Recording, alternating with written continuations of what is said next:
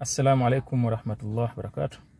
Alhamdulillah, namshukuru Mwenyezi Mungu. Leo ni mfano wa siku yangu ya kuzaliwa bila kificho kabisa na mvi zinaonekana natimiza miaka 40 kamili. Kila binadamu ana ndoto zake katika maisha. Ndoto inakuwa siri ikiwa ni zako binafsi, lakini ndoto zangu mimi si zangu binafsi, ni ndoto kwa ajili ya mji wangu wa Tanga. Mimi ni mtu wa jamii. Kama ni mfuatiliaji wangu mzuri utaona napenda kufanya kazi za kijamii. Sipendi kufanya kazi za kujinufaisha mimi mwenyewe. Alhamdulillah, maisha yangu nayamudu, lakini nafadhaika sana na huzunika sana nikipita barabarani nikiona kuna watu wanaomba, nikipita kuna watu wamekaa maskani, na ukweli ni kwamba sio kama hawataka kufanya kazi, wanapenda kufanya kazi lakini hawana kazi ya kufanya.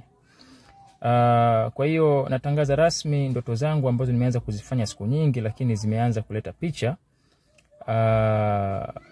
Nina ndoto ya kufanya shirika langu au shirika letu la Tanga One Resource Foundation TOF kuwa na watu ambao wanapata riziki zao kupitia TOF, watu zaidi ya 1000 ndani ya miaka 5 inshallah.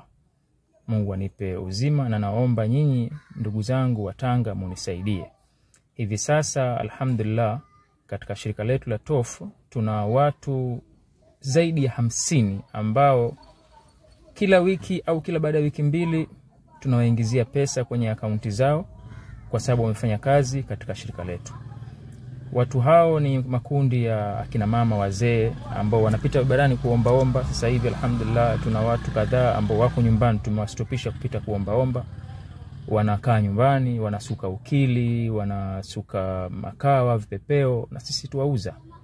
Kuna vijana ambao ni viziwi, kuna ambao ni walemavu, kuna ambao vijana wako kamili kabisa lakini walikuwa hawana mwongozo, tunawaongoza. Kwa hiyo wako takriban 50. Kwa hiyo ndani ya miaka 5 inshallah tutategemea tuwe na watu takriban 1000 katika nyanja tofauti. Masuala ya elimu, masuala ya ujasiriamali, masuala ya kazi za mikono, masuala ya theater performance, yani sanaa za majukwani, na kuunganisha na kazi. Mtu awe msichana wa kazi, awe mvulana wa kazi, lakini katika mpango sahihi, katika malipo sahihi.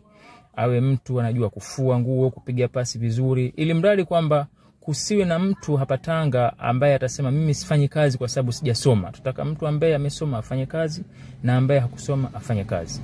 Hizo ndio ndoto zangu. Naombeni mnisaidie kupitia shirika letu la Tanga One Resource Foundation, fahari ya Tanga. Asanteni sana.